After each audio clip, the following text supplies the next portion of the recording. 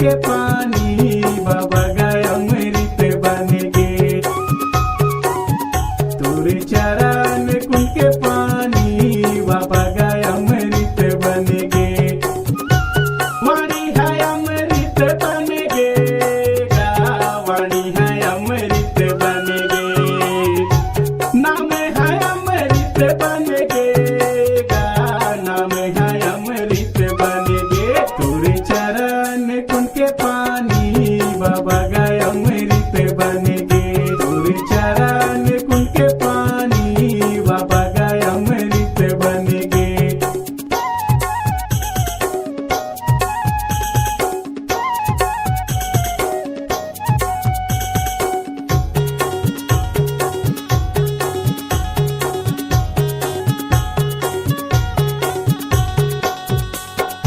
अमृत बन गे गिरद के पानी, गिरद के पानी।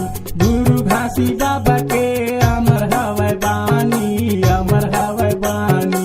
अमृत बन गे गिरद के पानी, गिरद के पानी। गुरु घासी बाबा के अमर हवै बानी, अमर हवै बानी। तोरे चरण कुंड के पानी बाबा गए अमृत बन गे। तोरे चरण कुंड के पानी बाबा गए अमृत बन गे।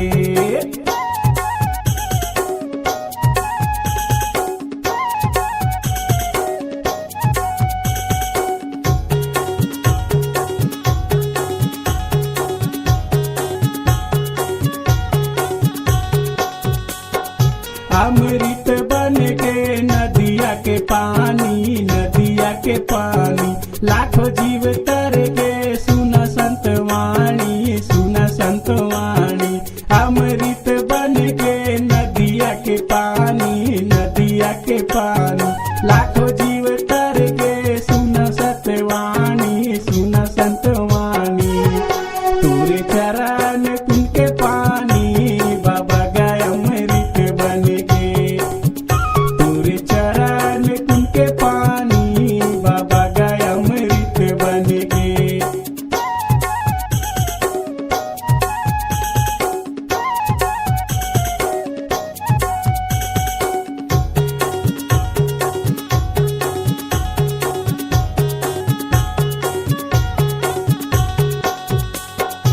ओही अमृत माँ सफुरल जिलाए, माता सफुरल जिलाए है। ओही अमृत ला बछियल पिलाए, मारे बछियल जिलाए है। ओही अमृत माँ सफुरल जिलाए, माता सफुरल जिलाए है। ओही अमृत ला बछियल पिलाए, मारे बछियल जिलाए है। तोरे चरण कुंड के पानी बाबा गए अमृत बन गे। तोरे चरण कुंड के पानी बाबा गए अमृत बन गे। गुरु जी अमृत बन गे, बाबा गए अमृत बन गे। नाम है अमृत बन गे, नाम है अमृत बन गे। तोरे चरण कुंड के पानी बाबा गए अमृत बन गे। तोरे चरण कुंड के पानी बाबा गए अमृत बन गे। बाबा